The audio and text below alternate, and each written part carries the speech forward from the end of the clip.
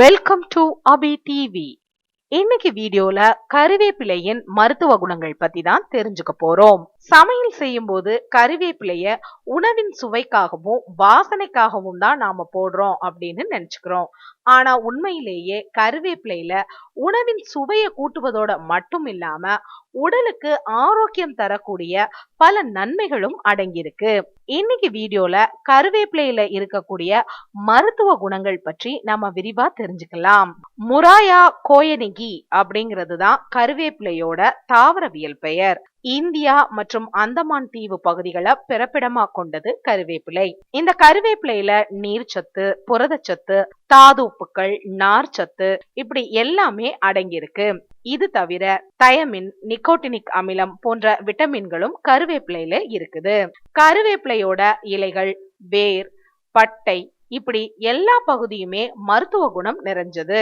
கருவேப்பிலை கூட தேங்காய் துண்டு, உப்பு, புளி அரைச்சு துவையல் செய்து சாப்பிட்டா வயிற்றுல உள்ள வாயுக்கள் வெளியேறும். பசியை தூண்டும் தன்மை கருவேப்பிலை துவையலுக்கு உண்டு.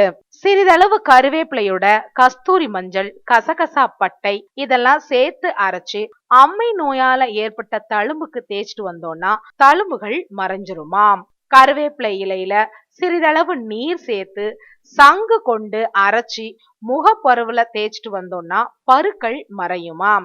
தயிர்ல கருவேப்பிலைய கரைச்சு சாப்பிட்டோம்னா சீதபேதி நோய் குணமாகுமாம். தேங்காய் எண்ணெய் பாட்டில்ல கருவேப்பிலை இலைய போட்டு கற்பூர துண்டு சிறிது சேர்த்து ஊற வச்சு அதுக்கப்புறம் தலையில தேய்ச்சி குளிச்சுட்டு வந்தோம்னா தலைமுடி கருப்பா இருக்கிறதோட உடல்ல இருக்கிற பித்தம், கிறுகிறுப்பு இது மாதிரியான நோய்களும் மறையுமாம்.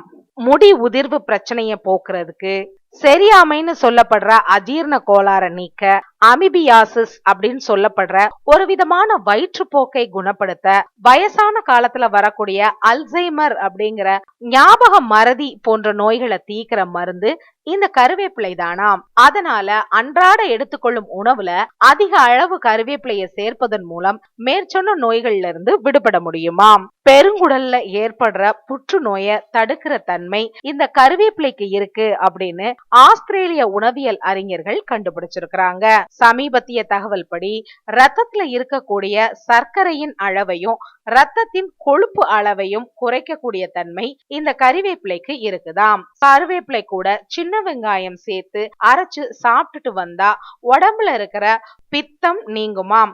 சிறு வயதிலேயே இளநரை ஏற்பட்டா கருவேப்பிலையோட சின்ன வெங்காயம் சேர்த்து சாப்பிடணுமாம். பித்தம் கூடினாலோ ரத்தத்துல ஹீமோகுளோபின் அளவு குறைஞ்சாலோ இளநிறை உருவாகும். முடியின் கருப்பு நிறத்துக்கு தேவையே இரும்பு சத்து தான். இந்த இரும்பு சத்து கருவேப்பிலையில தான் அதிகம் இருக்கு. சின்ன வெங்காயம் ரத்தத்தை சுத்திகரிச்சு பித்தத்தை குறைக்கும். அதனால இளநிறை குறைந்து முடிகள் கருப்பாக சின்ன வெங்காயமும் கருவேப்பிலையும் சேர்த்து சாப்பிடணும்.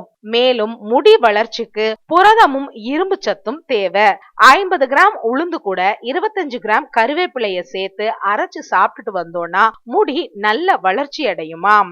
பெண்களுக்கு கருமுட்டை உற்பத்தியில பிரச்சனை இருக்கிறவங்க 20 கிராம் கருவேப்பிலையோட 3 கிராம் சீரகம், 1 கிராம் வெந்தயம் சேர்த்து அரைச்சி காலையில வெறும் வயிற்றுல மோர் அல்லது பால்ல கலந்து குடிச்சிட்டு வந்தோம்னா பித்த சூடு மற்றும் கர்ப்பப்பை சூடு நிவர்த்தியாகி கருமுட்டை உற்பத்தி அதிகரிக்குமாம். நீரிழிவு நோயாளிகள் காலையில வெறும் வயிற்றுல 10 கருவேப்பிலை இலைய சாப்பிட்டு வந்தோம் அப்படின்னா கண்டிப்பா மாத்திரையின் அளவை பாதியா குறைச்சிடலாமாம். கறிவேப்பிலை இலைய இப்படி தொடர்ந்து 3 மாதங்கள் சாப்பிட்டு வந்தோம்னா சர்க்கரை நோயோட அளவு குறைஞ்சிருக்கிறதையும் நீரிழிவு நோயால உடல் எடை அதிகமாறது குறைஞ்சிருக்கிறதையும் கண்கூடா காணலாமாம். கறிவேப்பிலை இரத்த சோகை நோயை குணப்படுத்துவதோட நோய் எதிர்ப்பு சக்தியையும் அதிகரிக்கும். வாரத்துக்கு ஒரு முறை ஒரு பிடி கருவேப்பிலைய அரைச்சி சாறு எடுத்துக்கணுமா. அது கூட சீயக்காய், 1 டீஸ்பூன் தேங்காய் எண்ணெய் கலந்து தலையில தேய்ச்சு சிறிது நேரம் ஊற வச்சு அதுக்கப்புறம் தலைய தேய்ச்சு குளிச்சோம் அப்படின்னா கூந்தல் கருகருன்னு வளர ஆரம்பிக்குமாம். கருவேப்பிலைய பச்சையா மென்று சாப்பிட்டோம்னா குரல் இனிமையாகுமாம், சளியும் குறையுமாம். இத்தனை மருத்துவ குணங்கள் நிறைந்த கருவேப்பிலைய கருவேப்பிலை தானே அப்படின்னு நினைச்சு தூக்கி எறியாதீங்க. என்ன நேயர்களே, இன்னைக்கு வீடியோல இடம்பெற்ற தகவல்கள்லாம் உங்களுக்கு பயனுள்ளதா இருக்கும்னு நினைக்கிறேன். இந்த வீடியோ மற்றவங்களுக்கும் பயனுள்ளதா இருக்கும்னா ஷேர் பண்ணுங்க. தேங்க்ஸ் ஃபார் வாட்சிங்.